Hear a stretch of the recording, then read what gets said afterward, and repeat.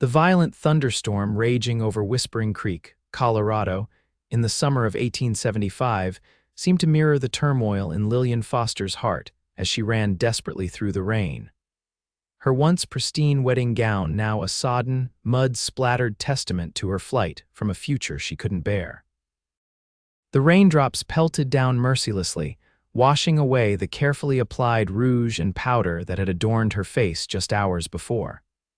Lillian's lungs burned with each desperate breath as she pushed forward, her vision blurring from exhaustion and tears.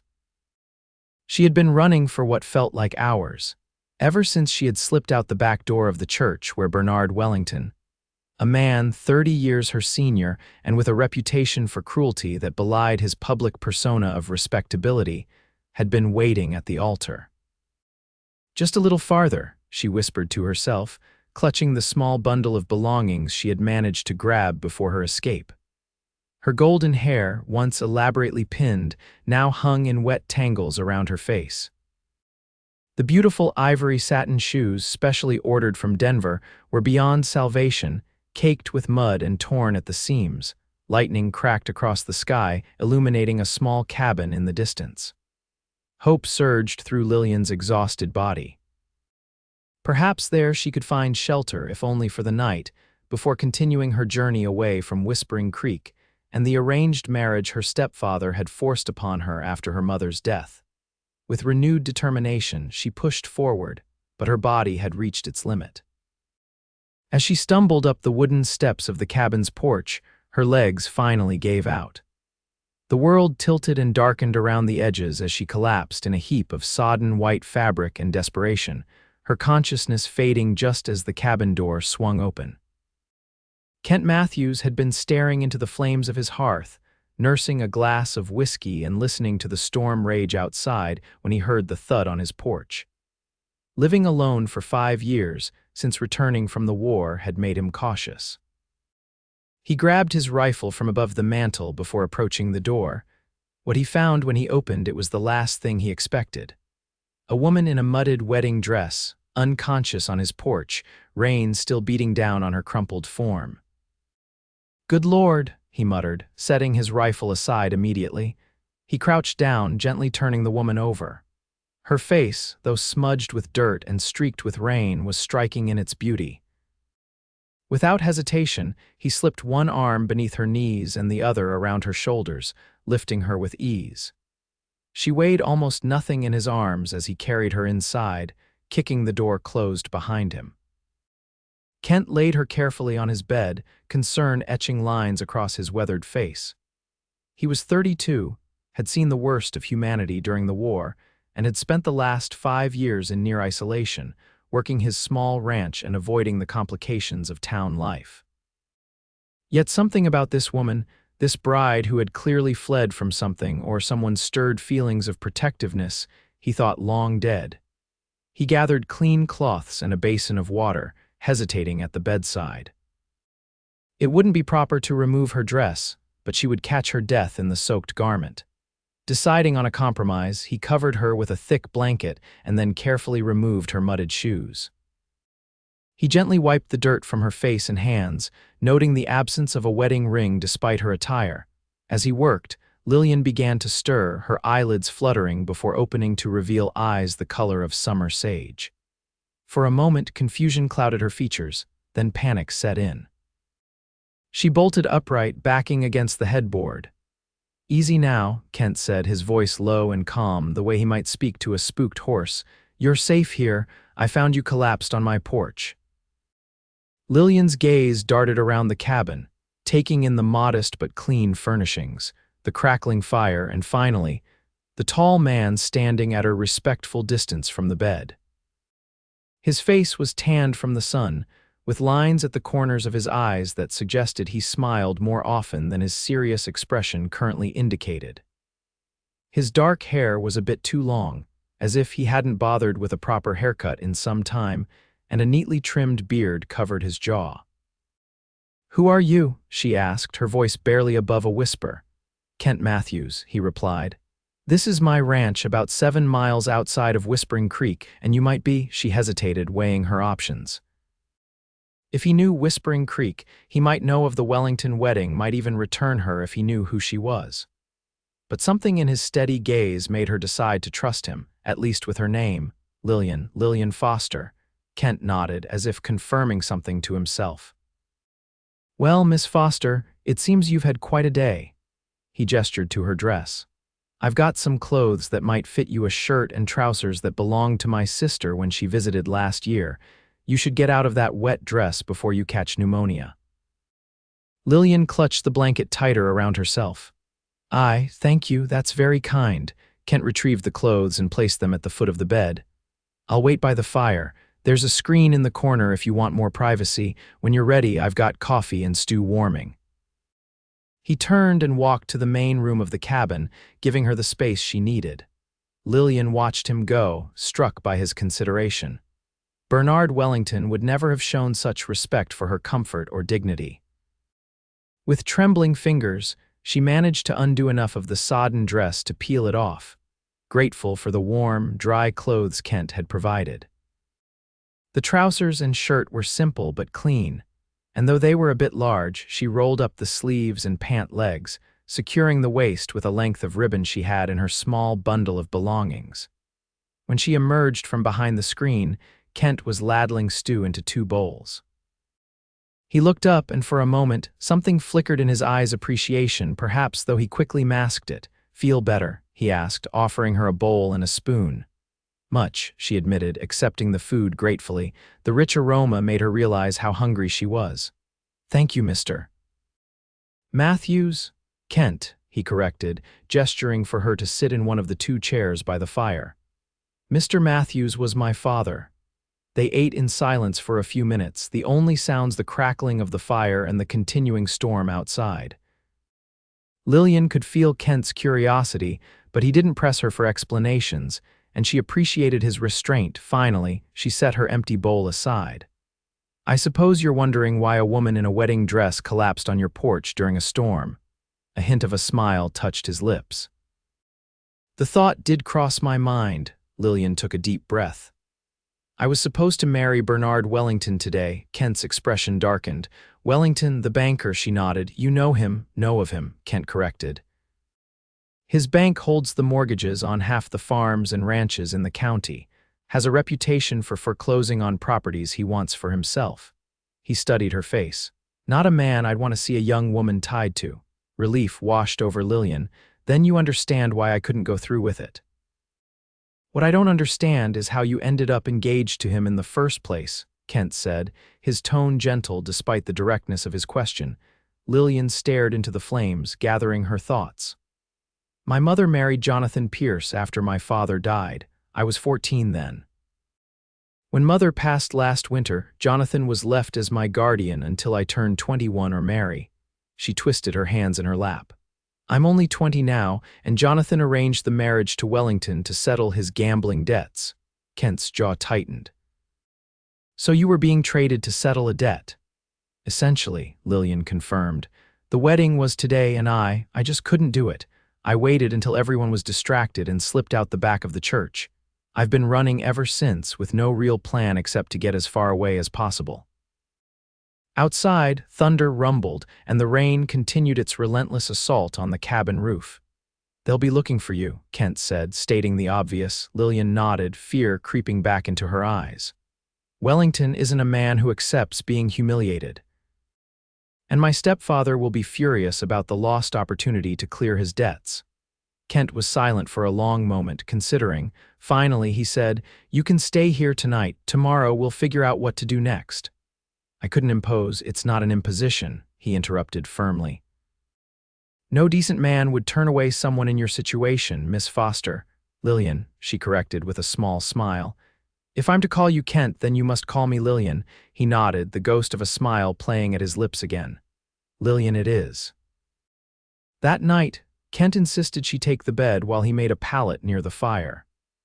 As Lillian lay in the darkness, listening to the storm gradually subside and the occasional creak of the cabin settling, she wondered at the strange turn her life had taken. Just that morning, she had been resigned to a future of misery as Bernard Wellington's wife. Now, she was a fugitive of sorts, taking shelter with a stranger who had shown her more kindness in a few hours than her stepfather had in years. What she couldn't know was that Kent Matthews lay awake as well, his thoughts similarly tumultuous. The war had left him with scars both visible and hidden, and his retreat to this isolated ranch had been as much about healing as it had been about escaping. He had convinced himself that solitude was his natural state, that he didn't need or want companionship. Yet the arrival of Lillian Foster had awakened something in him, a protective instinct, certainly, but also a reminder of what it felt like to connect with another human being. As he drifted finally toward sleep, Kent wondered if perhaps her collapse on his porch had been more than just a coincidence. Perhaps it had been the universe's way of reminding him that even the most isolated heart sometimes needed to open its door. Morning brought clear skies and the gentle awakening of the world after the storm. Kent was already up and moving about when Lillian opened her eyes, the scent of coffee and frying bacon drawing her fully into wakefulness. "Good morning," Kent said when he noticed her sitting up. "Thought you might sleep longer after your ordeal yesterday." Lillian smiled, running a hand through her tangled hair. "I'm usually up with the sun, force of habit from years of chores." Kent nodded appreciatively. Most of the young women he'd known from town the few times he ventured there seemed to pride themselves on delicate constitutions that required late mornings and frequent rests. There was something refreshing about Lillian's practical nature. "There's water in that basin if you want to wash up," he offered. "Breakfast is almost ready." "Thank you." Lillian took a moment to splash water on her face and attempt to bring some order to her hair, using a comb from her small bundle of possessions. Her wedding dress hung over the screen where she had draped it the night before, a sodden reminder of all she had left behind. When she joined Kent at the small table, he placed a plate of bacon, eggs, and biscuits before her. The simple fare looked more appetizing than any elaborate meal she'd been served at her stepfather's house. "I've been thinking," Kent said as they ate. "Wellington and your stepfather will likely have search parties out looking for you. Whispering Creek isn't that big, and people will have noticed a woman in a wedding dress running through town during a storm." Lillian's appetite diminished at the reminder. "I don't have much of a plan beyond getting as far away as possible." Kent took a sip of his coffee, studying her over the rim of his cup. "Do you have any family elsewhere, friends who might take you in?" She shook her head. "My mother was an only child, and my father's family is back east, people I've never met and who probably don't even know I exist." "As for friends," she hesitated. "My stepfather was very controlling after mother died. I wasn't allowed much social interaction." Kent's expression darkened momentarily, but he kept his voice even. "That makes things more challenging. Without papers or references, finding honest work would be difficult, especially for a young woman alone."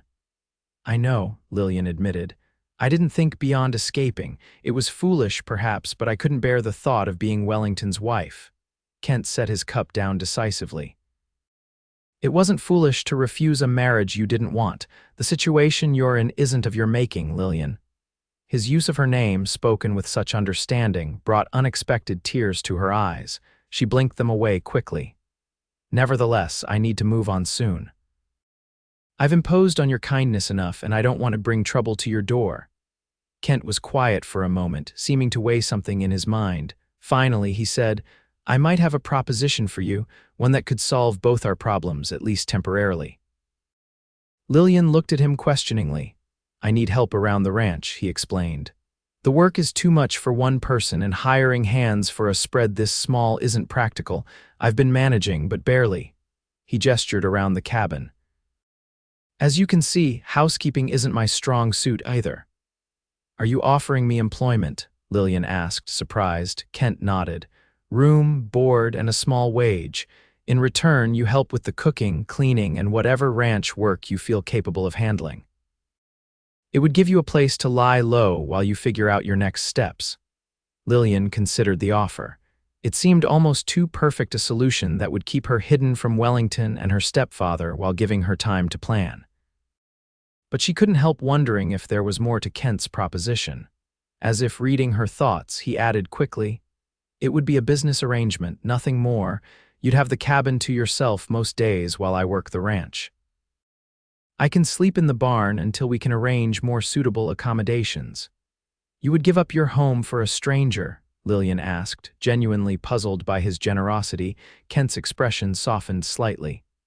Let's just say I know what it's like to need a safe harbor. After the war, I was lost. This place became my refuge. Perhaps it can be yours for a while too. The mention of the war explained much about the man before her, the hint of sadness in his eyes, his preference for solitude, the slight stiffness in his left shoulder that she had noticed when he reached for the coffee pot. I accept your offer, Lillian said finally. Though I insist on earning my keep fully, I won't have you sleeping in a barn while I take your bed. A hint of amusement touched Kent's features. We'll work out the details. For now, let's focus on making sure no one connects you to this place. I need to ride into town today for supplies anyway. I'll see what people are saying about the missing bride. The idea of Kent going to town sent a flutter of anxiety through Lillian. What if someone follows you back? No one will, he assured her. I've been living out here for 5 years with minimal contact with the townspeople. They're used to me keeping to myself, but it would be best if you stay inside today, just in case. After breakfast, Kent showed Lillian around the small ranch, the vegetable garden behind the cabin that had seen better days, the chicken coop where a half-dozen hens clucked contentedly, the small barn where he kept his horse and a milk cow, and the fenced pasture where a small herd of cattle grazed. It's not much, he admitted as they stood looking out over the property. Nothing like the big spreads closer to town, but it's mine, free and clear. There was pride in his voice that Lillian found admirable. This was a man who had built something with his own hands, who answered to no one. I think it's wonderful, she said sincerely. There's an honesty to it. Kent glanced at her, surprised by her perception. Most people saw only the modesty of his holdings compared to the larger ranches in the area. They didn't understand the freedom that came with owing nothing to anyone. I'll be back by mid-afternoon, he said, turning toward the barn to saddle his horse. Make yourself at home, but like I said, stay inside, out of sight, Lillian finished for him. I understand. As Kent rode toward town, his thoughts kept returning to the young woman now occupying his cabin. He had lived alone for so long that the sudden presence of another person in his space should have felt like an intrusion. Instead, there was something natural about Lillian's presence, as if she belonged there in a way he couldn't quite explain. Whispering Creek was bustling with activity when he arrived, more so than usual for a Saturday morning. He tied his horse outside the general store and went inside, nodding curtly to the proprietor, Harold Wilson. Matthews, Wilson greeted him with surprise. Twice in 1 month. Must be a special occasion, Kent shrugged. Just running low on supplies, figured I'd stock up before the next storm hits. Wilson began gathering the items on Kent's list, chattering as he worked. Speaking of storms, you hear about the Wellington wedding yesterday, quite the scandal. Kent kept his expression neutral. Can't say that I have, don't pay much attention to town gossip. Hardly gossip when the whole town saw it, Wilson exclaimed. The bride, Pierce's stepdaughter, ran out of the church just before the vows, disappeared into the storm like a ghost. Wellington's offering a reward for information on her whereabouts. $50, can you imagine? Kent raised an eyebrow, feigning mild interest. Sounds like the kind of trouble I'm glad to avoid out at my place. That's the truth, Wilson agreed, adding a bag of coffee beans to Kent's supplies. Though between you and me, I can't blame the girl. Wellington's got money, sure, but he's mean as a rattlesnake when crossed. Foreclosed on the Hendersons last month, even though they were only a week late with their payment. Kent paid for his purchases, careful not to show too much interest in the topic of the missing bride. As he loaded his supplies onto his horse, he noticed a group of men gathered outside the sheriff's office. Wellington was among them, his florid face contorted with anger as he addressed the small crowd.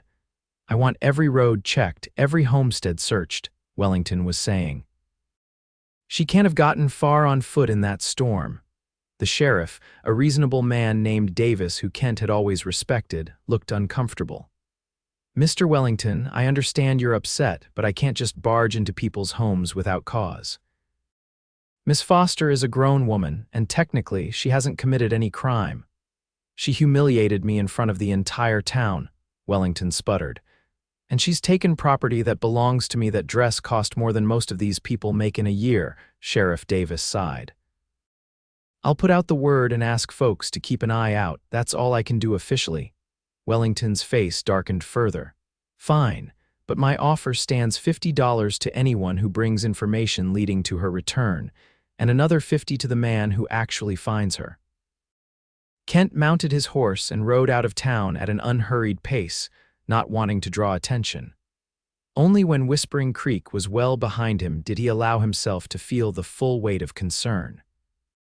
$100 was an enormous sum in these parts, enough to tempt even decent people into becoming bounty hunters, and there were plenty of not-so-decent folks who would do far worse for far less.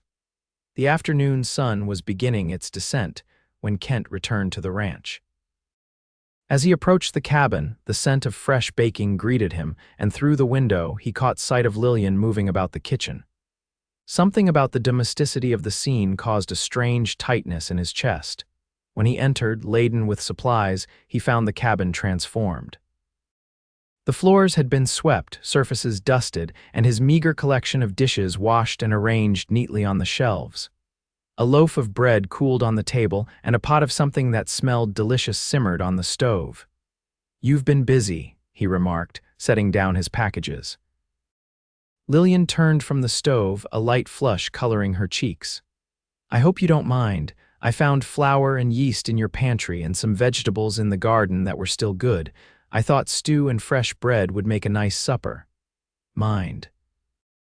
This is the best the cabin has looked since my sister visited last Christmas." He hesitated, then added, "You didn't have to do all this." "I wanted to," she said simply. "It helped keep my mind off everything. Did you hear any news in town?" Kent's expression grew serious as he recounted what he had learned, including Wellington's substantial reward offer. Lillian paled visibly at the news. $100, she whispered. "He really wants me back." "Not out of any affection," Kent said grimly. "From what I gathered, it's about his pride. He was humiliated in front of the whole town."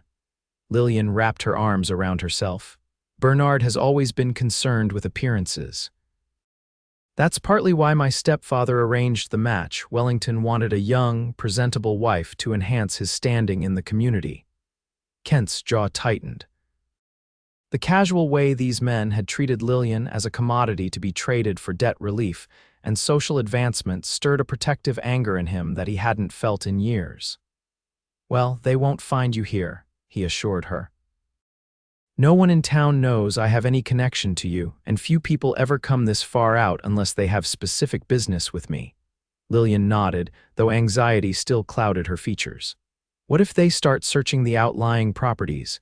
Wellington has the money to hire men to look." "If it comes to that, we'll deal with it," Kent said firmly. "For now, let's focus on getting through each day. That stew smells too good to let worry spoil our appetites." His attempt at lightening the mood worked. A small smile tugged at the corners of Lillian's mouth. "It's nothing fancy, just what I could find in your pantry and garden. After months of my own cooking, anything you make will taste like a feast from a fine Denver hotel," Kent assured her. They ate dinner at the small table, the conversation gradually shifting from the situation in town to lighter topics. Kent found himself speaking more than he had in months, telling Lillian about his small herd of cattle, his plans to expand the vegetable garden come spring, and the new calf he expected from his milk cow in a few weeks. In turn, Lillian shared stories of her childhood before her father died, happy memories of a loving home where she had learned to cook and sew from her mother. She spoke of her love of books, particularly adventure stories that took her to far-off places she had never seen. "My father used to say that a good book is the cheapest form of travel," she said wistfully. "After he died and mother remarried, I clung to reading as a way to escape, at least in my mind. I have a few books," Kent offered, gesturing to a small shelf near the fireplace. Nothing fancy, some practical guides on ranching, a Bible, and a few novels my sister insisted I keep for culture, as she put it. Lillian's eyes lit up at the mention of novels. May I borrow one sometime? Of course, they're just gathering dust otherwise. As they cleaned up after dinner, working side by side in a comfortable rhythm that felt surprisingly natural, Kent found himself studying Lillian when she wasn't looking. The candle light softened her features, highlighting the graceful curve of her neck, and the way her hair, now dried and brushed, fell in golden waves past her shoulders. She was beautiful, certainly, but it was more than that. There was a quiet strength in her that he admired, a resilience that had allowed her to flee a future that most women in her position would have accepted as inevitable. Later, as they sat by the fire, the question of sleeping arrangements arose again. I meant what I said this morning, Lillian insisted. I won't put you out of your home. The chair is comfortable enough for me, or I can make a pallet on the floor. Kent shook his head firmly. You'll take the bed. I've slept in far worse conditions during the war. One night on the floor of my own cabin won't kill me. Lillian studied him curiously. You don't talk much about the war. Most don't who were there, he replied simply. She nodded, not pressing further. Well, at least let me make up a proper bedroll for you. And tomorrow, perhaps we can figure out a more permanent arrangement if I'm to stay. The words, if I'm to stay, hung in the air between them, a reminder of the temporary nature of their arrangement. Kent found himself surprisingly bothered by the implication that she might leave soon, which made no sense. He had been perfectly content with his solitary existence until yesterday. There's a small storage room off the back of the cabin, he said after a moment. It's not much bigger than a closet, but with some clearing out and a proper bed frame, it could serve as a second bedroom. I've been meaning to organize it anyway. Lillian's expression brightened. That would be perfect. I'm good with a hammer and saw my father taught me basic carpentry before he died. We could work on it together. The idea of working alongside Lillian on improving his home, their home, at least temporarily created a warm feeling in Kent's chest that he wasn't quite ready to examine closely. Then it's settled, he said. Tomorrow we'll start on converting the storage room. That night, as Kent lay on his pallet by the dying fire, listening to the soft sound of Lillian's breathing from the bed across the room, he found himself contemplating how quickly his ordered, solitary life had been upended. Just 2 days ago, he would have said he preferred his own company to that of others. Now, the cabin felt more like a home than it had in all the years he had lived there alone. It was a dangerous line of thinking, he knew. Lillian was in his life by circumstance, not choice. She was running from a bad situation, and he was merely a temporary haven. Once she sorted out her future plans, she would move on. Getting attached would only lead to disappointment. With that sobering thought, Kent closed his eyes and willed himself to sleep, trying to ignore the fact that for the first time in years, he was already looking forward to the morning. The next few weeks fell into a rhythm that felt surprisingly natural to both Kent and Lillian. During the days, Kent taught her about the daily operations of the ranch, how to milk the cow, tend to the chickens, and care for the small vegetable garden that she had already begun to revitalize. In the evenings, they worked together on converting the storage room into a proper bedroom for Lillian. Kent discovered that she hadn't exaggerated her carpentry skills. Lillian handled tools with confidence, measuring twice before making any cut, and her small hands were deft at detail work that his larger fingers found challenging. Together, they built a simple but sturdy bed frame, a small table, and even a chest of drawers from lumber Kent had been storing in the barn. "Where did you learn to do all this?" he asked one evening as they sanded the newly constructed furniture. Lillian smiled, the memory clearly a happy one. "My father was a carpenter by trade. From the time I was old enough to hold a hammer, he would let me help in his workshop.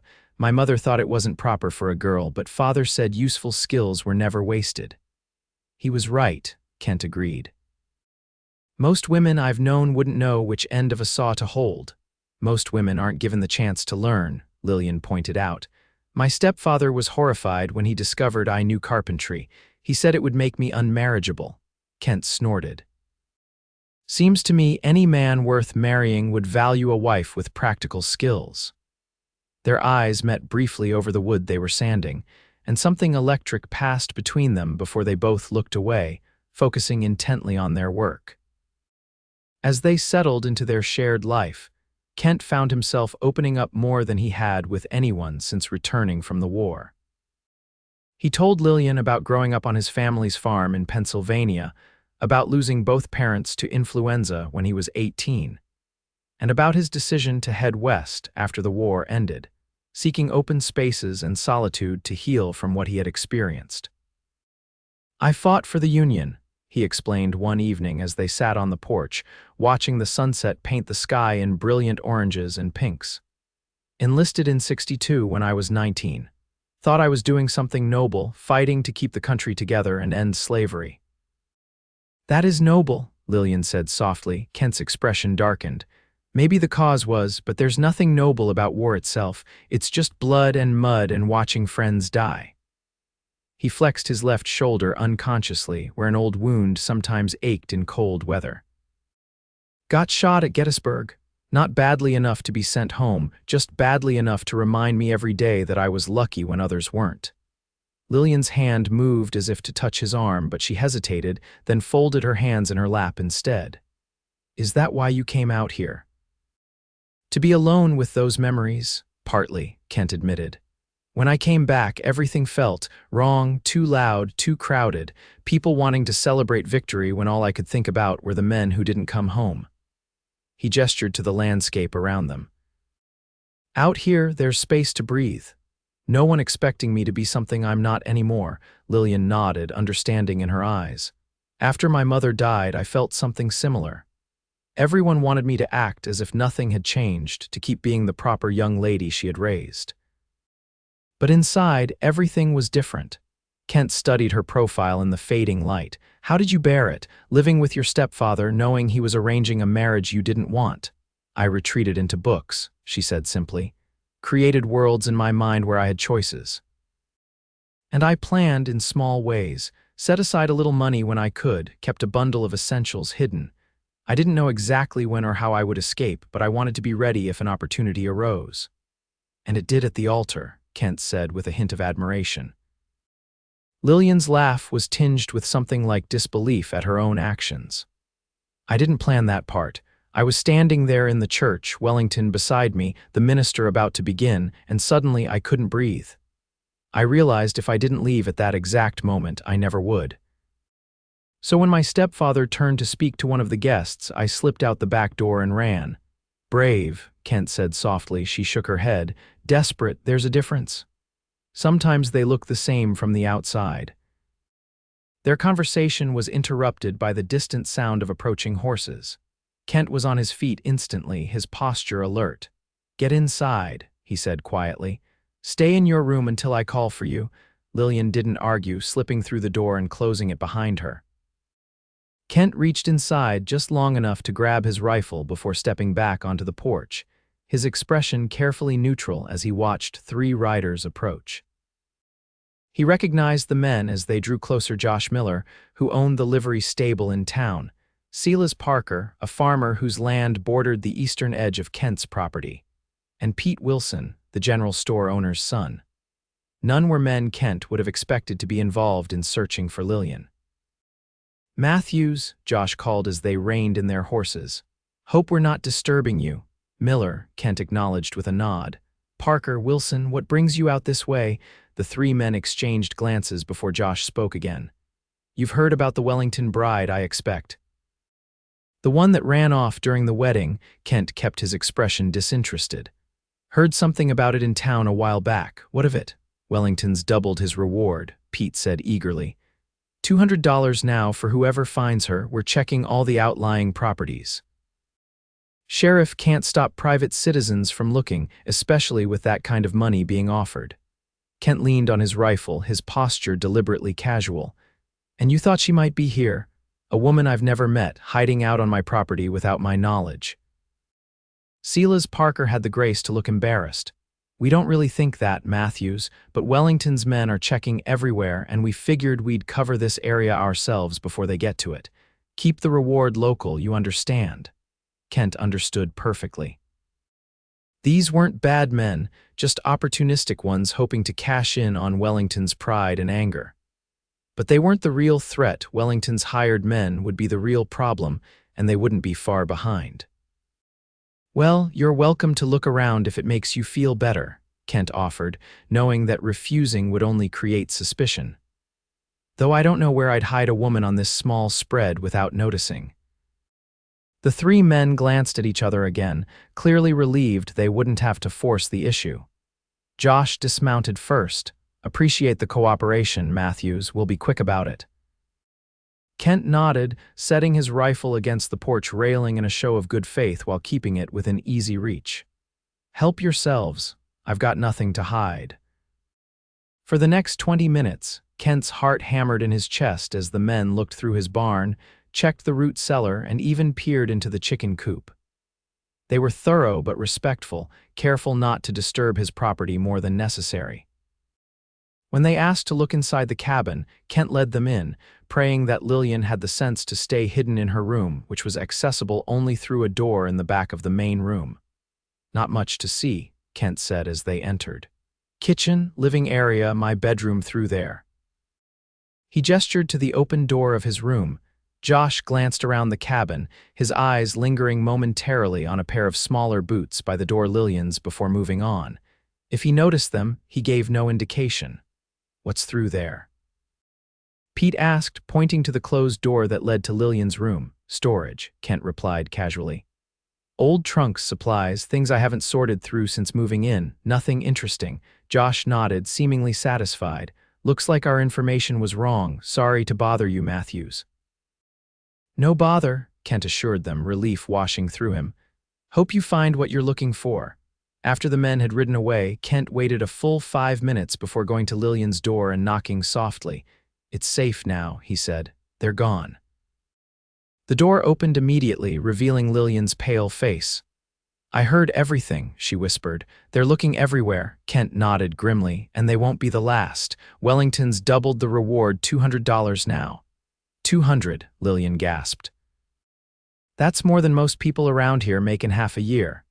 It's a problem, Kent admitted. Those men weren't dangerous, just local folks hoping for some easy money. But Wellington will have hired more professional trackers, men who won't be so easily discouraged. Lillian sank onto the edge of her bed, the reality of her situation settling heavily on her shoulders. I can't stay here, I'm putting you at risk. Kent sat beside her, careful to maintain a respectful distance. Where would you go? You have no money, no connections. I don't know, she admitted, her voice small, but I can't let you face trouble because of me. Kent was quiet for a moment, weighing his options. Finally, he said, there might be a way to solve this problem more permanently. Lillian looked at him questioningly. Wellington wants you back because you humiliated him by running away, Kent explained. Your stepfather wants you back because of his arrangement with Wellington, but what if you weren't available to either of them anymore? What do you mean? Lillian asked, confusion evident in her voice.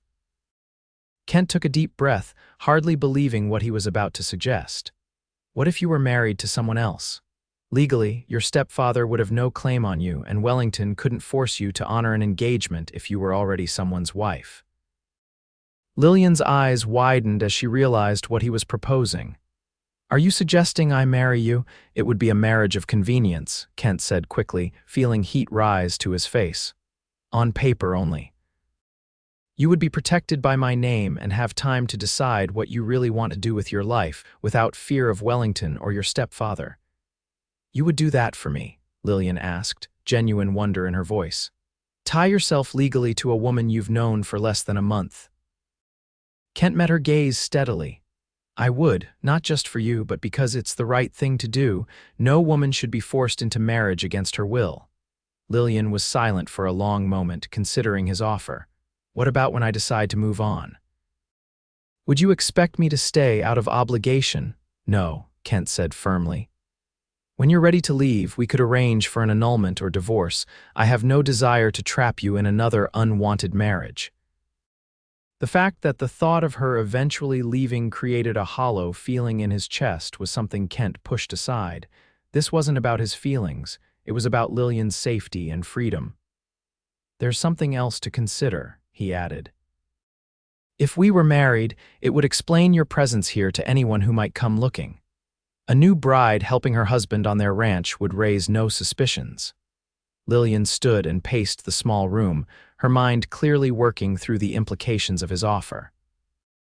"It's a generous proposal, Kent, but I can't help feeling that I'm taking advantage of your kindness." Kent shook his head. "You're not. To be perfectly honest, having you here these past weeks has made me realize how empty this place was before. I'm not saying I expect anything from you beyond what we have now, but I wouldn't find it a hardship to have you stay under whatever terms make you comfortable." Lillian stopped pacing and turned to face him. There was a new resolve in her expression. "If we do this, there would need to be conditions. I won't enter another arrangement where I have no say." "Name them," Kent said simply. "First, as you said, this would be a marriage on paper only. We would continue as we have been friends and ranch partners, nothing more." She paused, a slight blush coloring her cheeks. "Second, if at any point either of us wishes to end the arrangement, we do so amicably, with no blame or recrimination. Third, I contribute fully to the running of the ranch, not as your servant or employee, but as an equal partner." Kent nodded at each condition. "All reasonable. I would add only that your safety comes first. If there's ever a situation where you feel threatened or in danger, you tell me immediately." "Agreed," Lillian said. She took a deep breath as if hardly believing what she was about to say. Then, "Yes. I accept your proposal, Kent Matthews." Something shifted in the air between them, a commitment made, a future altered. Kent stood, feeling strangely formal despite the unusual nature of their agreement. "We'll need to go to the county seat in Grayson," he said. "It's about a day's ride from here." "The magistrate there doesn't know either of us, and he won't have heard about Wellington's missing bride." Lillian nodded. "When should we go?" "Tomorrow, if you're willing. The sooner we make this official, the safer you'll be." That night, as they prepared for bed in their separate rooms, Kent found himself standing at his window, staring out at the moonlit landscape of his ranch. By this time tomorrow, he would be a married man, something he had never expected to be after returning from the war so changed, so unwilling to let anyone close. Yet here he was, about to bind himself legally to a woman who had literally collapsed on his doorstep less than a month ago. A woman whose quiet strength and resilience had somehow begun to heal parts of him he thought would always remain broken. It was not a conventional beginning to a marriage, certainly. But as Kent finally turned from the window and prepared for sleep, he couldn't help feeling that perhaps unconventional beginnings sometimes led to the most meaningful journeys. The journey to Grayson the next day was made in relative silence, both Kent and Lillian lost in their own thoughts about the step they were about to take.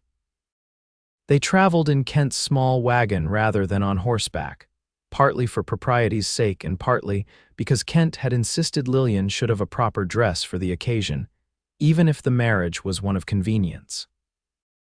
They had stopped at a trading post several miles from Whispering Creek, where Kent had purchased a simple but pretty blue dress that complemented Lillian's eyes. It wasn't fancy by any means, but it was new and clean, and when Lillian emerged from behind the wagon wearing it, Kent found himself momentarily speechless. "Will this do?" she asked, smoothing her hands over the skirt nervously. "I know it's not a traditional wedding gown, but it's perfect," Kent assured her, his voice rougher than he intended. "You look beautiful, Lillian." A blush colored her cheeks at the compliment, and she ducked her head slightly. "Thank you, and thank you for buying it.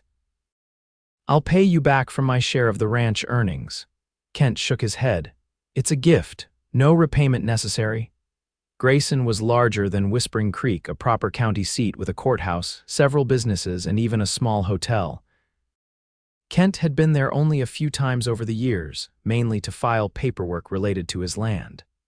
They arrived in the early afternoon and went directly to the courthouse, where the magistrate, a balding man named Judge Holloway, received them in his office. "A marriage license, you say?" The judge peered at them over his spectacles. "Do you have witnesses?" Kent had anticipated this issue. "No, sir, we're not from Grayson, and we don't know anyone here," Judge Holloway harumphed. Well, my clerk can serve as one witness, but we'll need another.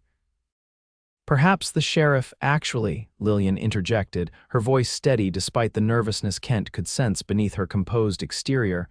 We passed a dressmaker's shop on our way here. Perhaps the proprietress would be willing, the judge nodded. Mrs. Davis is a respectable woman. If she's agreeable, that would suffice. He turned to his clerk. Michaels, go ask Mrs. Davis if she would serve as a witness for these good people. While they waited for the clerk to return, Judge Holloway had them fill out the necessary paperwork. When he asked for Lillian's full name, she hesitated only briefly before writing Lillian Marie Foster, deliberately omitting her stepfather's surname of Pierce. And your ages? The judge inquired. I'm 32, Kent answered. Miss Foster is 20. The judge nodded, making a note. And you are both entering this union of your own free will without coercion or reservation? Yes, sir, they answered in unison. The clerk returned with Mrs. Davis, a plump, cheerful woman in her 50s who seemed delighted to be part of an impromptu wedding. It's not every day I get to witness a romance, she said, beaming at them. Though I must say you two make a handsome couple. Kent and Lillian exchanged glances, neither correcting her assumption about the nature of their relationship. The ceremony itself was brief and straightforward. Judge Holloway had them stand before his desk, hands joined, as he read the standard marriage vows. When it came time for Kent to place a ring on Lillian's finger, there was an awkward moment. They had not thought to purchase one. I don't have a ring, Kent admitted, embarrassment coloring his face. Mrs. Davis clicked her tongue. That won't do for a bride, she said, pulling a simple gold band from her own finger. Here, use this. It was my mother's, and I only wear it occasionally now. You can return it when you have one of your own. Before either Kent or Lillian could protest, she pressed the ring into Kent's hand. He looked at Lillian questioningly, and she gave a small nod with fingers that were surprisingly unsteady. Kent slipped the borrowed ring onto Lillian's left hand.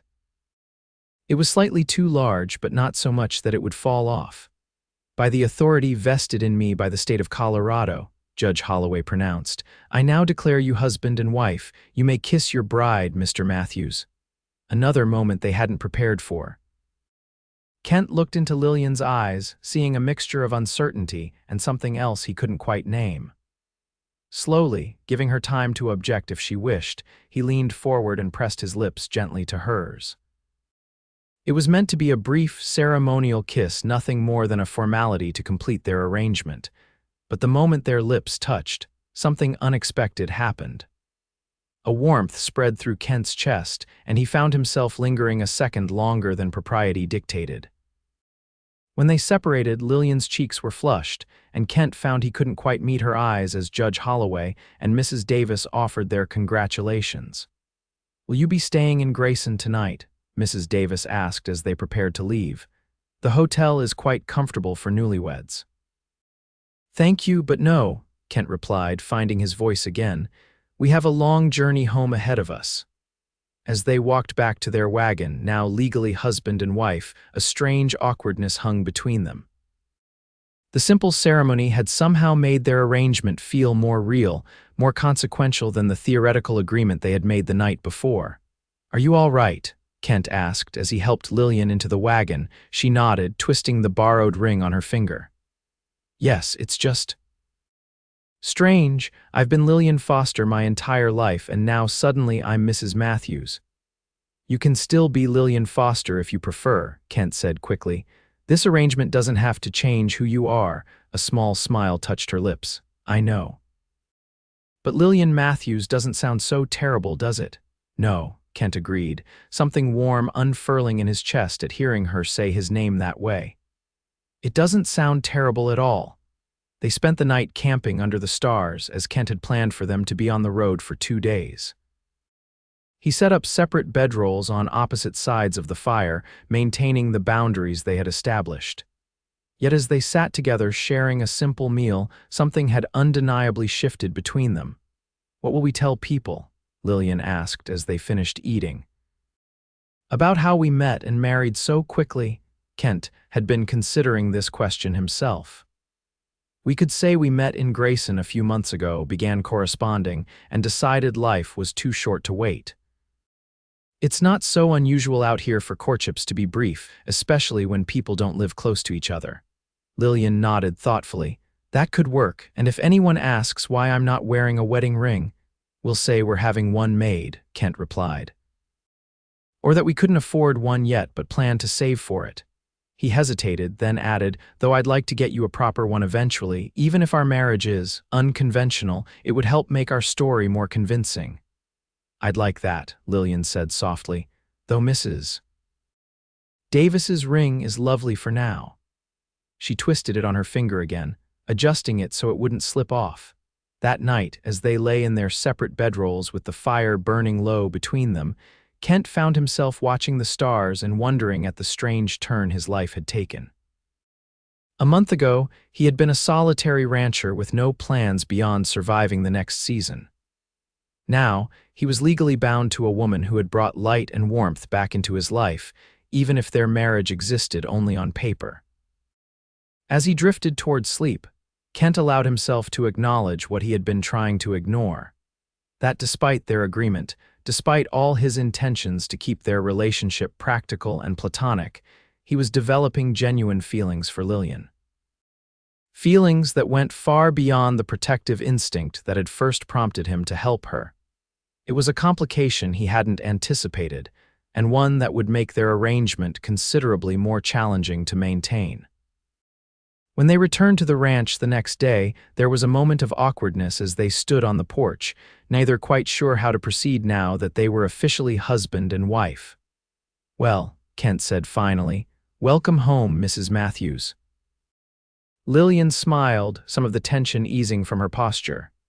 Thank you, Mr. Matthews, it's good to be home, and somehow it was that simple. They fell back into their routine from before Kent tending to the ranch work, Lillian managing the household and garden, both sharing meals and evening conversations. The only difference was the gold band on Lillian's finger and the knowledge that legally they were bound to each other. As the weeks passed, they settled into a comfortable rhythm of shared work and companionship. Kent taught Lillian more about ranch operations, impressed by how quickly she learned and adapted. She had a natural way with animals, especially the skittish new calf born to his milk cow, which seemed to calm whenever she approached. In turn, Lillian transformed the cabin into a true home. She sewed curtains from fabric Kent brought from town, planted flowers around the porch, and even started a small herb garden outside the kitchen window. Her cooking improved with practice and access to better ingredients, and Kent found himself looking forward to meals in a way he never had before. They were careful to maintain the boundaries they had established, each keeping to their separate rooms at night. But during the day, their lives became increasingly intertwined, their interactions marked by a growing ease and familiarity that felt natural to them both. One evening, about a month after their wedding, Kent returned from checking fence lines to find Lillian sitting on the porch, a troubled expression on her face. "What's wrong?" he asked immediately, concern sharpening his voice as he dismounted. Lillian held up a newspaper. "Mrs. Wilson from the general store stopped by with some eggs while you were out. She brought this too, thought we might like to see the news from town." Kent took the paper, his jaw tightening as he read the headline. Wellington bride still missing, search continues.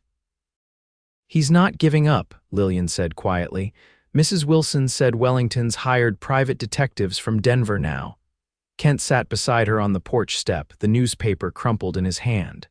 "Did you tell Mrs. Wilson who you are?" "No," Lillian shook her head. "I introduced myself as your wife, said we'd been married recently in Grayson. She seemed to accept it without question, though she was curious about why she hadn't heard of me before." "What did you tell her?" "That we met when you were in Grayson on business last year, just as we planned to say. That we corresponded by letter and decided to marry quietly, given that neither of us has family nearby." Lillian twisted her wedding ring nervously. "She invited us to Sunday dinner next week. I think she was hoping to learn more about me." Kent nodded slowly. "That's good. If we start appearing in public together as a married couple, it will reinforce our story." The more people who accept you as Lillian Matthews, my wife from Grayson, the less likely anyone is to connect you with Wellington's missing bride. But what about the private detectives? Lillian asked, fear edging into her voice. They're professionals. They might not be so easily convinced. Kent placed a reassuring hand over hers, stilling her nervous fidgeting with the ring.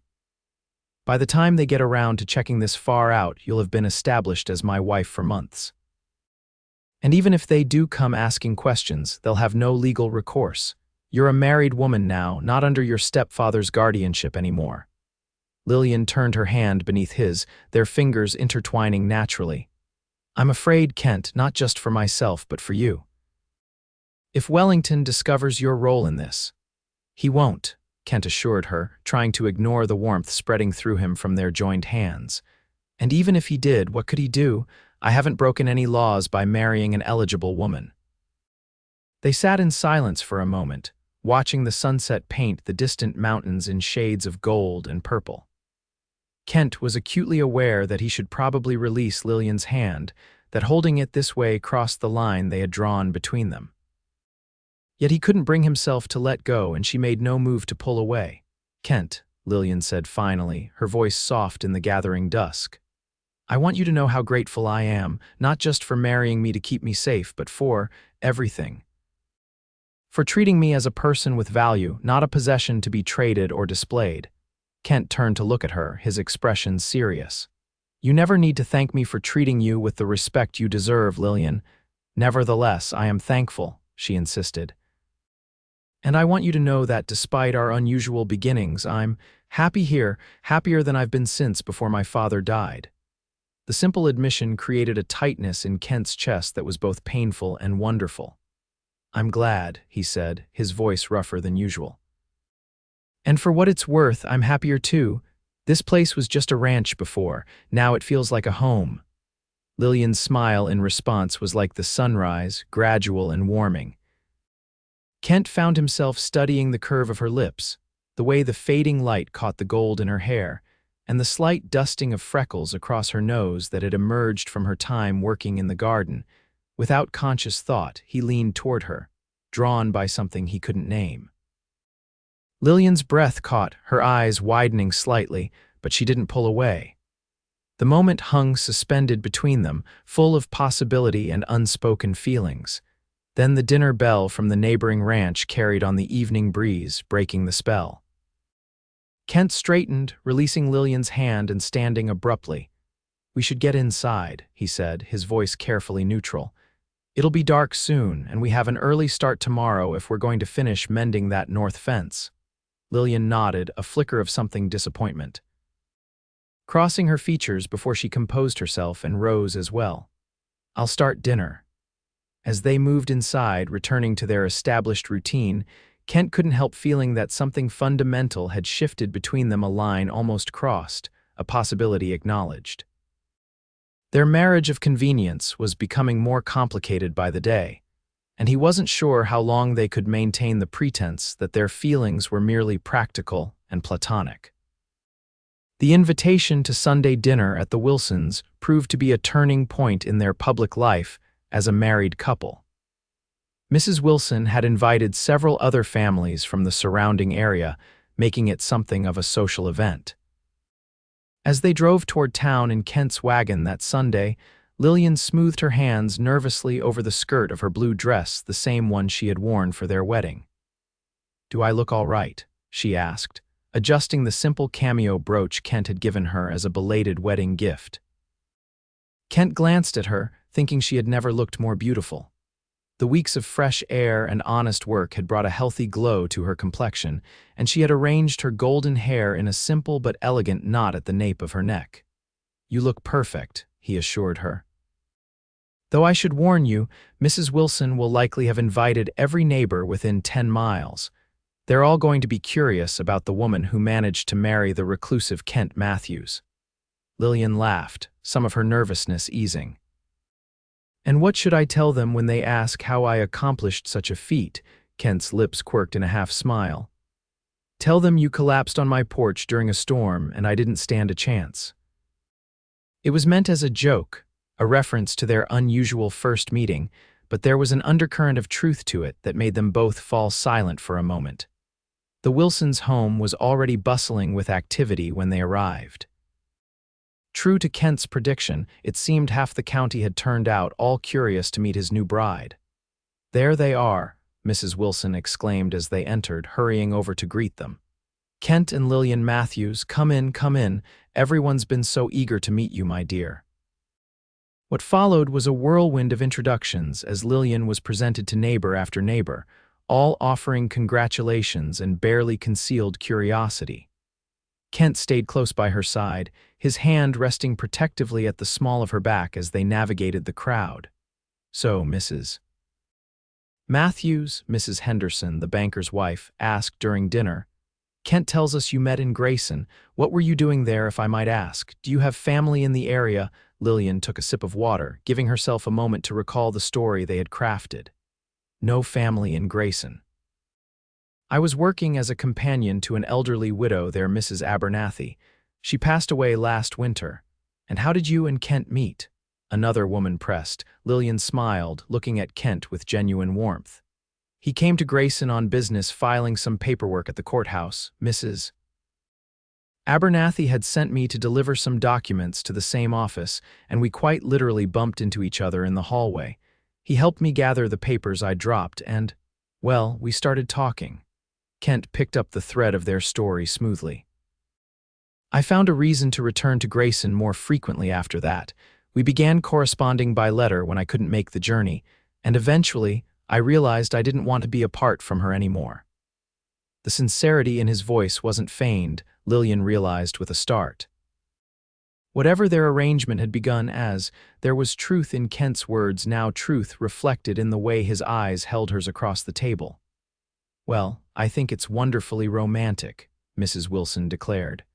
"And it's about time Kent had someone to share that ranch with. A man shouldn't be alone too long, it makes him peculiar." The table erupted in good-natured laughter, and Kent took the teasing with grace, though Lillian noticed a slight flush to his cheeks. As the evening progressed, Lillian found herself genuinely enjoying the company and conversation. These were good people, hardworking, straightforward, and welcoming. By the time they prepared to leave, she had received invitations to join the ladies' quilting circle, contribute to the church bake sale, and attend the Harvest Festival planning committee. "I think you've been officially adopted by Whispering Creek Society," Kent remarked as they drove home under a canopy of stars. "Mrs. Wilson practically appointed herself your surrogate mother," Lillian laughed, feeling lighter than she had in months. "They're lovely people." "I wasn't expecting such a warm welcome. They've been trying to draw me into their community gatherings for years," Kent admitted. "I've always declined. I think they're just relieved I'm finally showing signs of being civilized." "Is that what I am to you?" Lillian asked, her tone teasing but with a genuine question beneath. "A sign of civilization?" Kent was quiet for a moment, considering his answer. "You're much more than that, Lillian," he said finally, his voice low and sincere. "You've brought life back to a place, and a man that had forgotten what it felt like." The simple honesty of his words created a flutter in Lillian's chest. For weeks, she had been trying to maintain the boundaries they had established, to remember that theirs was a marriage of convenience, not of love. But each day, that fiction became harder to sustain as her feelings for Kent deepened. "Kent," she began, not entirely sure what she wanted to say, only knowing that something needed to be acknowledged between them. But before she could continue, the wagon hit a rut in the road, jolting them both and breaking the moment. By the time they had steadied themselves, the courage to speak her heart had deserted her.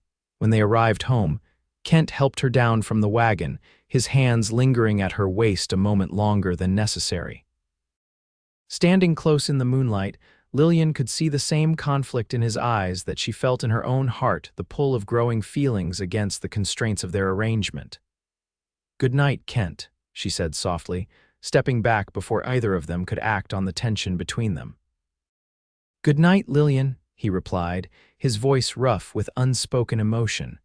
As summer gave way to autumn, the ranch flourished under their combined efforts. The vegetable garden Lillian had revitalized produced a bountiful harvest that she preserved for the winter months ahead. Kent's small herd of cattle had grown with the addition of several healthy calves, and the repairs and improvements they had made to the buildings and fences gave the entire property a well-tended appearance it had lacked before. Their marriage, too, had evolved, though not in the way either had expected. While they maintained separate sleeping quarters and respected the boundaries they had established, their daily interactions were increasingly marked by casual touches, lingering glances, and conversations that stretched late into the evening. They had become true partners in every sense except the one they had explicitly excluded from their arrangement. One crisp October morning, Kent announced he needed to ride into Whispering Creek for supplies and to check on a potential buyer for 2 of his steers. "Would you like to come with me?" he asked as they finished breakfast. "Mrs. Wilson mentioned they've got new fabric in at the general store. Thought you might want to look at it for those curtains you were talking about making for the sitting room." Lillian hesitated. She had been to town several times over the past months, always with Kent, and had gradually become known to the townspeople as Mrs. Matthews, the formerly reclusive rancher's charming wife. So far, no one had made any connection between her and the missing Wellington bride, whose story had faded from local gossip as the months passed without news. "I think I will," she decided. "And I promised Mrs. Davis I'd return her ring the next time we were in Grayson." "Perhaps we could make that trip soon as well," Kent nodded, pleased she had agreed to accompany him. "We could go next week. I need to file some paperwork at the county office anyway." The ride into Whispering Creek was pleasant, the autumn colors painting the landscape in rich golds and reds. Lillian had grown to love this land with its open skies and rolling hills, so different from the more confined world she had known growing up. The town was busy when they arrived, with farmers and ranchers coming in to sell their harvest produce and stock up on supplies for the coming winter. Kent helped Lillian down from the wagon in front of the general store, his hands strong and sure at her waist. "I need to speak with Jeffries at the stockyard," he told her. "Will you be all right here for an hour or so?" "Of course," Lillian assured him. "Mrs. Wilson will keep me well occupied looking at fabric samples, I'm sure." Kent smiled, the expression transforming his usually serious face in a way that never failed to warm Lillian's heart. "I'll meet you back here when I'm done, then." Lillian watched him walk away, admiring the straight set of his shoulders and the confident stride that had become so familiar to her. With a small sigh, she turned and entered the general store, where Mrs. Wilson greeted her enthusiastically. "Lillian, how wonderful to see you, my dear. Kent said you might be coming in today. I've set aside some lovely calico that just arrived from Denver Perfect for those curtains you mentioned."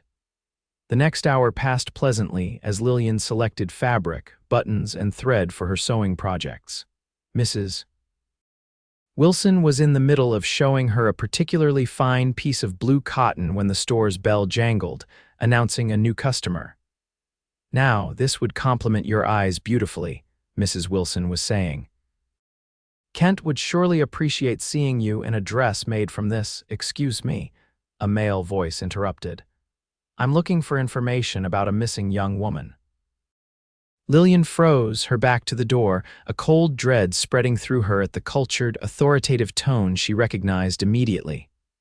"A missing woman," Mrs. Wilson repeated, her brow furrowing. "Oh, you must mean that bride who ran off from her wedding some months back." "Wellington's intended, wasn't it? I'm afraid we haven't heard anything about her in quite some time."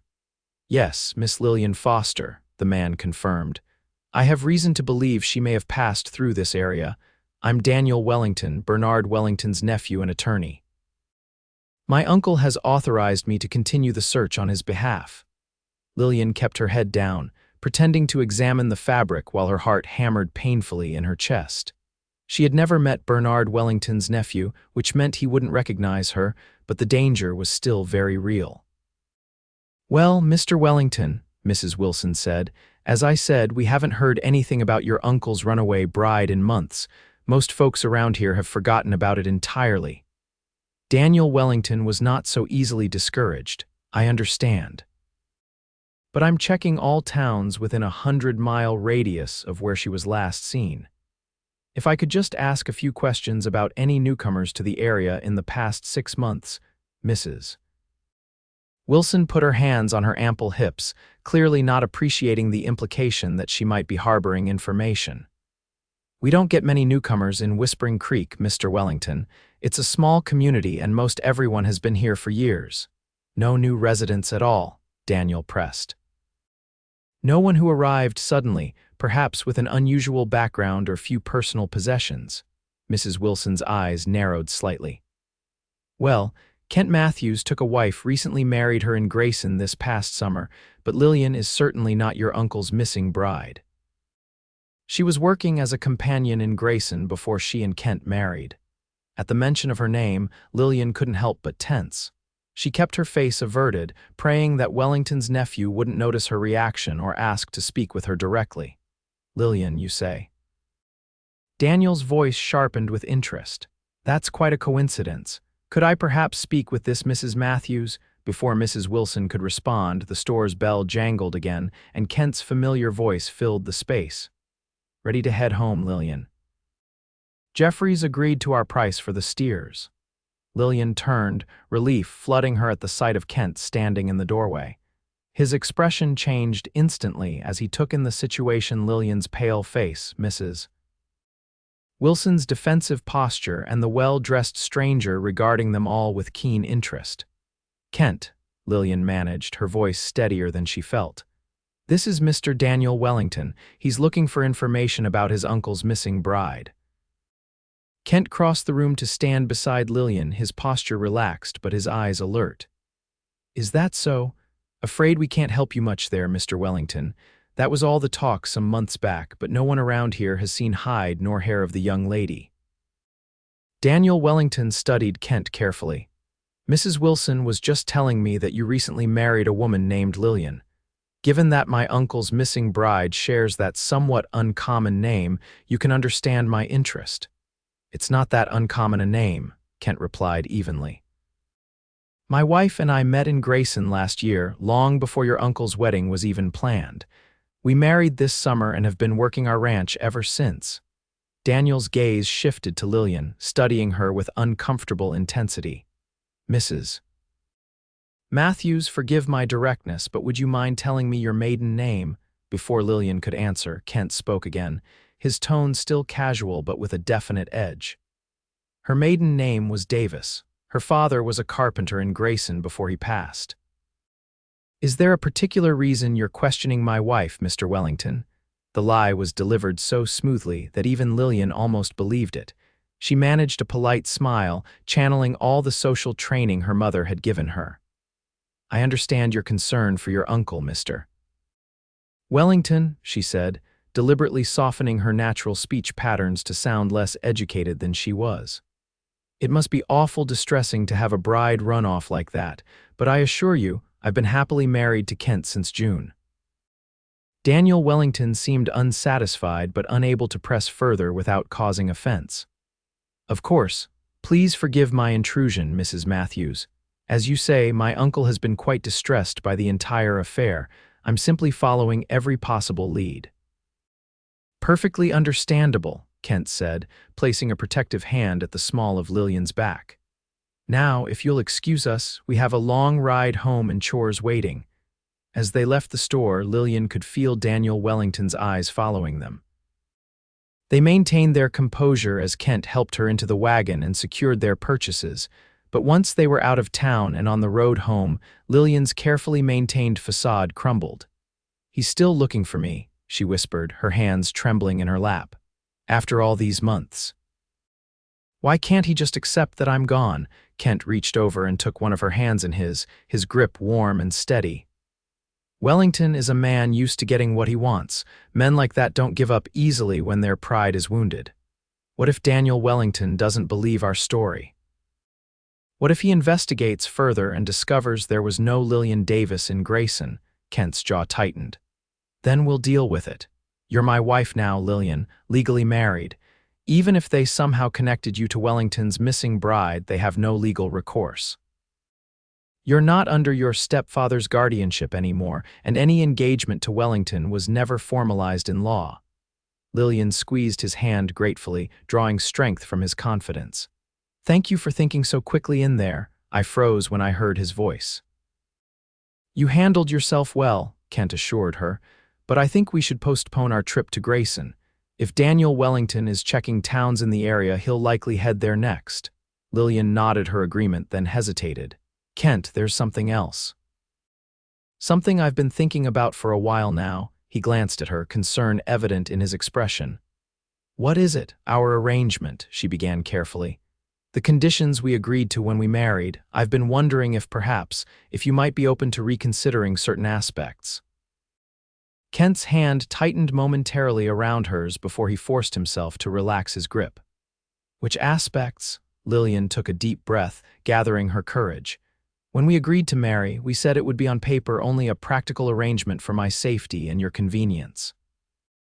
But these past months, living and working together, I've come to care for you, Kent, more than I expected to, more than our arrangement allowed for. The wagon slowed as Kent processed her words, his expression unreadable. Lillian, are you saying what I think you're saying? I'm saying that I don't want a marriage in name only anymore, she said quietly, meeting his gaze directly. I want a real marriage, Kent, with you, if that's something you might want too. For a heart-stopping moment, Kent was silent, and Lillian feared she had misread the signs, had imagined the growing connection between them. Then, without warning, he pulled the wagon off the road and brought it to a stop beneath a large oak tree. Lillian, he said, turning to face her fully, his voice rough with emotion. I've wanted a real marriage with you almost from the beginning, but I made you a promise that I wouldn't expect more than you were willing to give. I didn't want you to feel obligated or trapped, not after everything you'd been through. Relief and joy flooded through Lillian. I don't feel obligated or trapped, Kent. I feel loved. Even if you've never said the words, you've shown me in 100 ways what it means to be truly cared for, respected, valued. Kent reached up to cup her face gently, his calloused palm warm against her cheek. I do love you, Lillian Matthews. I think I started falling in love with you the moment I found you collapsed on my porch in that mudded wedding dress. Lillian's eyes filled with tears of happiness. And I love you. Not because you saved me or married me for protection, but because of the man you are, kind, honorable, and so much more gentle-hearted than you want anyone to know. Kent laughed softly at her assessment, then grew serious again. Are you certain this is what you want? A life with me on this small ranch, miles from town and any kind of society? I've never been more certain of anything, Lillian assured him. This place has become my home in a way no other ever was, and you, Kent Matthews, have become my heart. With those words, the last barrier between them fell away.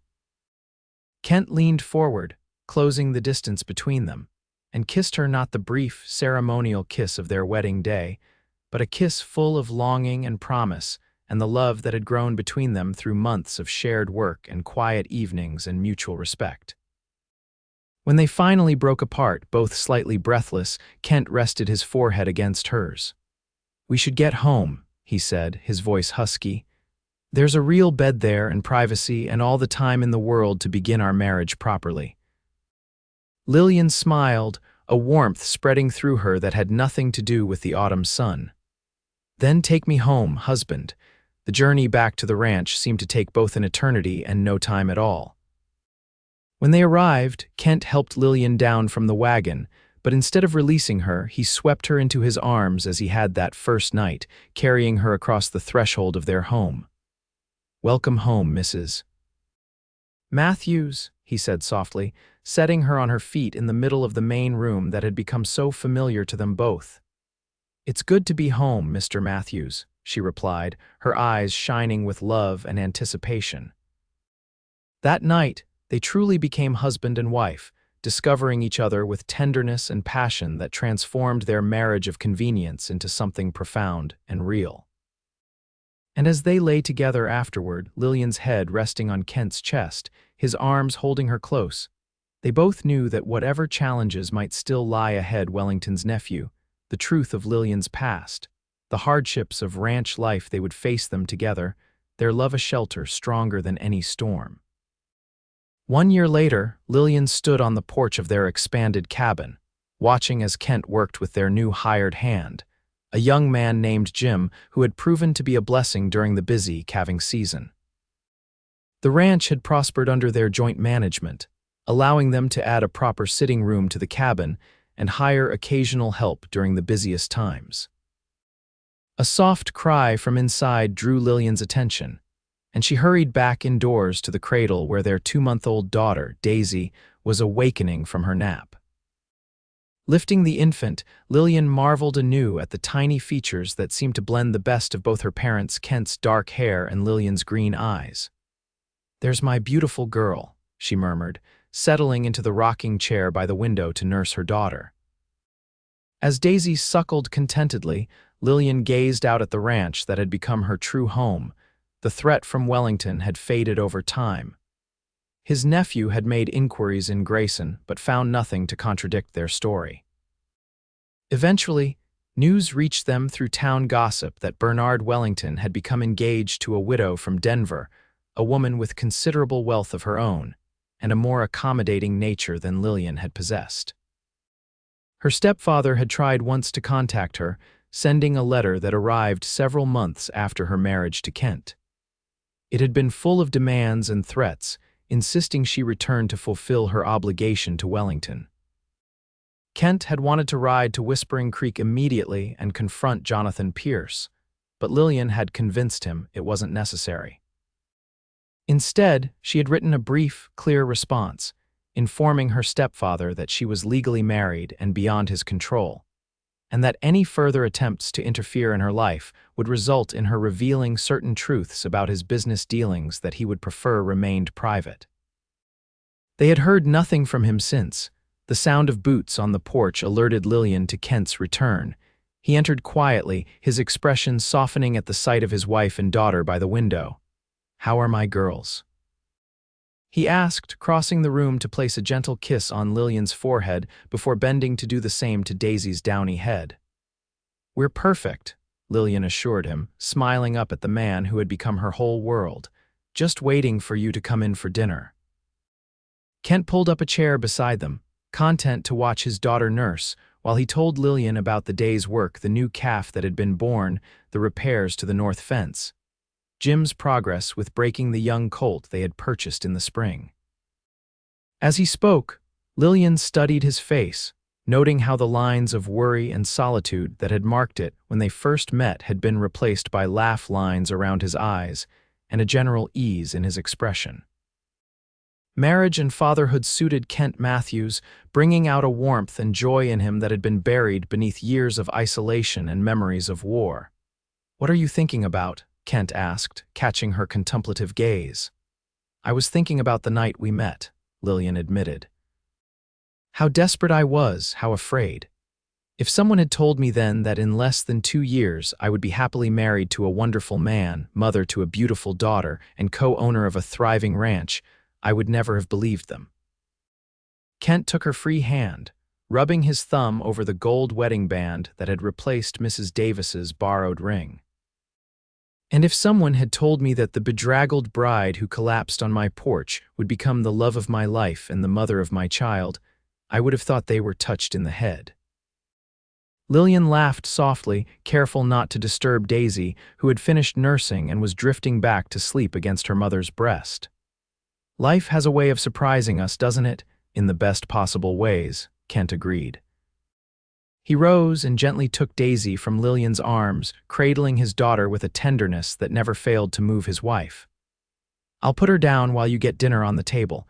Jim's staying to eat with us, I hope that's all right." "Of course," Lillian said, standing and smoothing her skirts. "There's plenty of stew, and I baked fresh bread this morning." As Kent carried their daughter to the cradle they had placed in their bedroom, Lillian moved to the kitchen, her heart full of contentment. The journey that had begun with her desperate flight from a forced marriage had led her to a love more profound than anything she could have imagined.